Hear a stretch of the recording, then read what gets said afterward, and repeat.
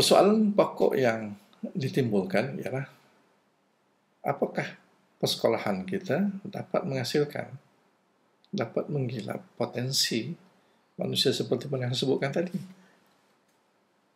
Nah, saya juga tertarik dengan perbincangan-perbincangan yang timbul selepas berlakunya pandemik COVID-19 ini, di mana saya melihat perbincangan-perbincangan, laporan-laporan dan juga beberapa dokumen-dokumen penting, kajian-kajian penyelidikan menunjukkan bahawa persekolahan ataupun the schooling, sistem persekolahan yang ada sekarang ini sudah tidak mampu untuk menangani keperluan yang saya sebutkan tadi. Sebab kritikan yang berterusan terhadap sistem persekolahan itu nampaknya semakin hebat pada ketika ini, dan kalau kita tidak memberikan perhatian, kemungkinan kita akan terlepas peluang untuk menilai semula sistem persekolahan yang kita ada sekarang. Bukan tidak ada kesaran bahawa kita mengatakan bahawa pengalaman persekolahan yang dialami oleh anak-anak didik kita pada sekarang ini tidak mampu lagi untuk mendepani keperluan masa depan. Benda ini sudah berlaku sejak dulu. Tapi apabila berlakunya pandemik COVID-19 ini, kita dapati bahawa saya menyebut ini suatu stress test yang berlaku kepada sistem persekolahan kita. Dan jelas stress test yang kita hadapi ini, sistem persekolahan kita tidak mampu untuk menanganinya secara lebih berkesan. Dan ini suatu perkara yang perlu kita berikan perhatian dan perlu kita peringatkan. Persoalannya kenapa? Keadaan ini tidak dapat diterangani. Stress test itu menunjukkan almost fail sistem kita untuk menanganinya. Kenapa berlaku? Kerana keadaan ini bukan berlaku di Malaysia saja, di seluruh dunia. Sistem persekolahan yang ada sekarang ini adalah dibangunkan berdasarkan satu paradigm, suatu pemikiran yang, satu prinsip atau falsafah yang asasnya yang diwujudkan sejak zaman industri, revolusi industri yang terdahulu, di mana manusia itu dididik datang ke sekolah itu untuk dihasilkan supaya mereka memenuhi keperluan-keperluan tertentu dari segi kemahiran dan juga dari segi ilmu pengetahuan dan juga dari segi nilai-nilai yang diperlukan pada ketika itu.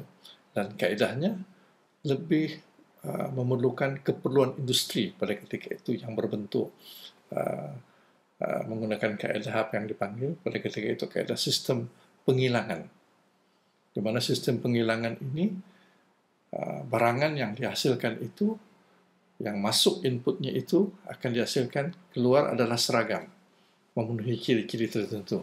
Dan ini berdasarkan kaedah pemikiran sistem kilang.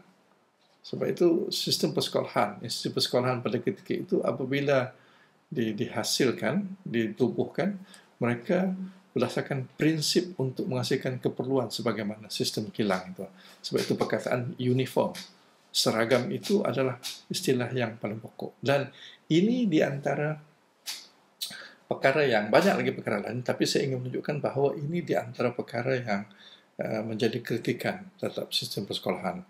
Maknanya ada beberapa grammar persekolahan dahulu itu masih berterus kita gunakan. Dan bagaimana kita menerjemahkannya dalam sistem persekolahan kita di mana-mana pun.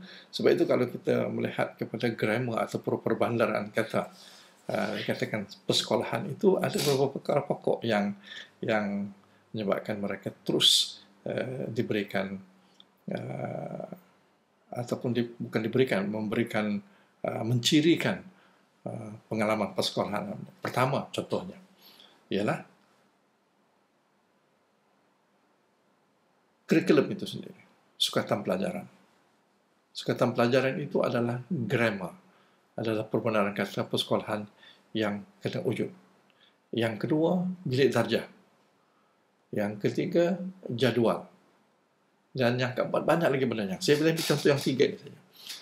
Sukatan pelajarannya, bilik darjahnya, dan juga jadual waktu.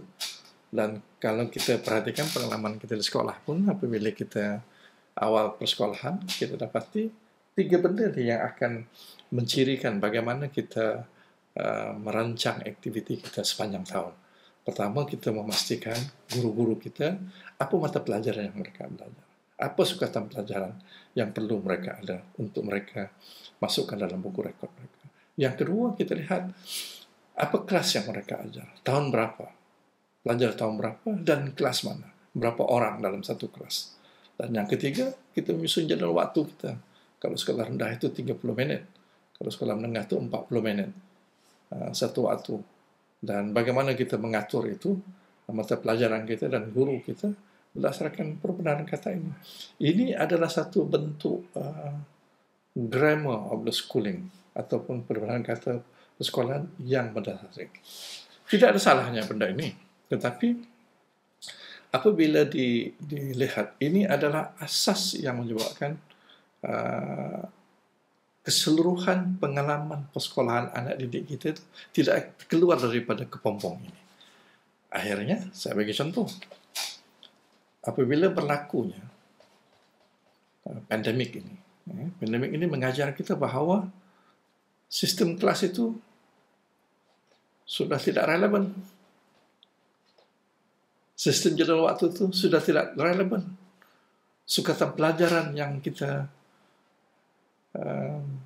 gunakan itu hampir-hampir tidak relevan kerana murid kita tidak berada di sekolah. Murid kita tidak belajar dalam kelas.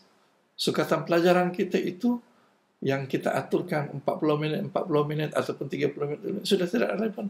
So, jadi ini menunjukkan bahawa pandemik ini memberikan kita peringatan bahawa grammar of schooling kita itu, jadual waktu kita, classroom kita, dan juga kita punya sukatan pelajaran itu hampir-hampir tidak berfungsi dalam konteks ini.